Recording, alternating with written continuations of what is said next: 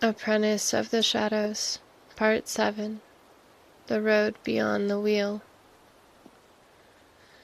When the last tale had been told and the plates cleared away, Claudia and I stepped into the cool, quiet courtyard just outside the Anchor Point Inn. The air was crisp, clean, almost startling after the warmth and noise we'd been steeped in during our adventure at Rizak's wheel. Faint laughter drifted through the tavern door, blending with the distant shouts of sailors down by the docks. Lanterns ringed in the courtyard, their soft light catching on cobblestone and flower clusters, painting the night in warm gold.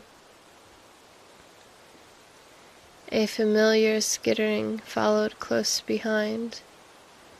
Rizak's opus moved with that strange mechanical grace only Dwemer craft possessed, its brass joints ticking in a calm rhythm.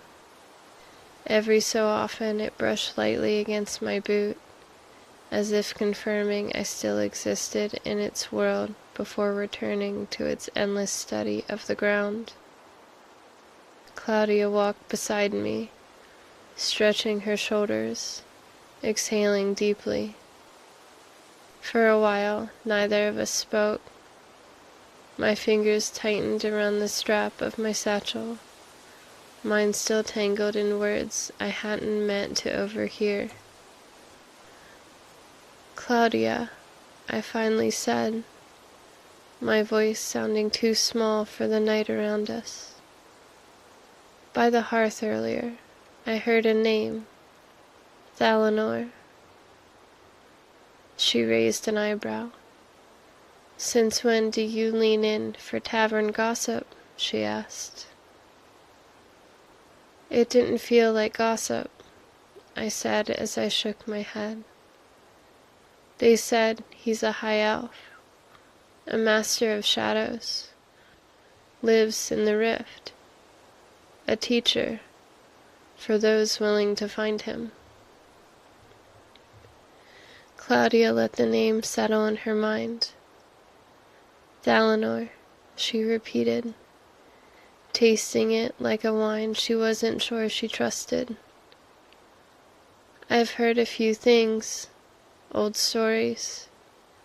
They say he could vanish under open sun, cut down an enemy before they could blink, and leave no footprint behind." Her tone made it clear she doubted most of it. I didn't blame her, but doubt didn't quiet the pull in my chest. I glanced down as Opus gently flipped a pebble with one brass leg, humming to itself. A faint smile touched my lips. I want them to be true," I admitted to her softly. Claudia snorted and nudged me with her elbow. "You're impossible. First, you're elbow deep in Dwemer puzzles. Then you adopt a spider that thinks for itself. And now you're chasing after mystical assassins. Should I worry?" she asked. I laughed despite myself. A small, honest sound I hadn't expected. At least with Dwemer machines, there are answers, even if they're hidden behind madness and 3 impossible keys.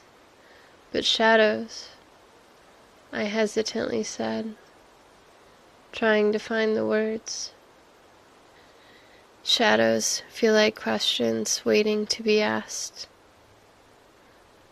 Claudia's playful smirk softened into something warmer. "That's very you, Saren. Always reaching for the hidden threads everyone else walks past." We fell quiet again, letting the chorus of night insects and the faint ticking of Opus fill the space between us.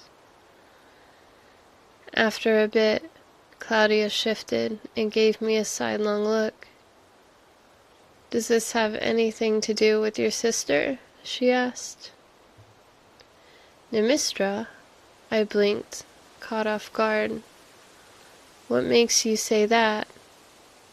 I said in a confused tone. "Apprentice Arcanist now, isn't she?" Claudia said. I huffed a soft laugh. "Indeed, she writes letters full of theories I barely understand. Runic transmutation, fractal glyph lattices. She's younger than me, and yet she's already shaping magic like it's clay," I said as my smile dimmed, turning distant. "She's not afraid to chase power, to claim her place," I said, looking down. "And you feel left behind?" Claudia asked gently. "No," I said, then faltered. "Not left behind, just watching her rise into who she's meant to become makes me feel how long I've been too afraid to reach for anything at all. Rizak's wheel showed me that. The opus did too. I've spent years whispering to myself that I'm only what I am now, nothing greater. That if I try, I'll stumble or be dismissed. That I'm simply not enough to become anything more." Claudia studied me, understanding flickering in her eyes. "Then seeking Thalanor isn't foolish. If anything, it's overdue," she said in a reassuring tone. Opus paused in front of us to examine a beetle marching across the road. The little creature froze, reconsidered its path, and darted into the grass. Opus chirped, a soft whirring note, before returning to us. I drew in a breath. "Would you come with me? At least part of the way?" I asked Claudia. "To the rift? Absolutely. But knocking on the door of a Shadow Master? That part is yours alone." She smiled. "I'll see you to the threshold, though. Then you can meet Streaks, my new Palatine Mustang. He's striped like the morning light through trees and entirely too proud of it," she said. A warm, relieved ache filled my chest. "That's enough," I whispered. "Thank you." The night breeze edged cooler, encouraging us back towards the inn's glow. As I rose, Opus fell into step beside me, gears whispering softly against the stone path. In that moment, the certainty settled over me fully, quiet but firm. In the morning, I would seek Thalanor.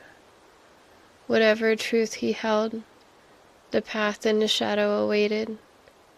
I just hoped I carried enough strength to meet it.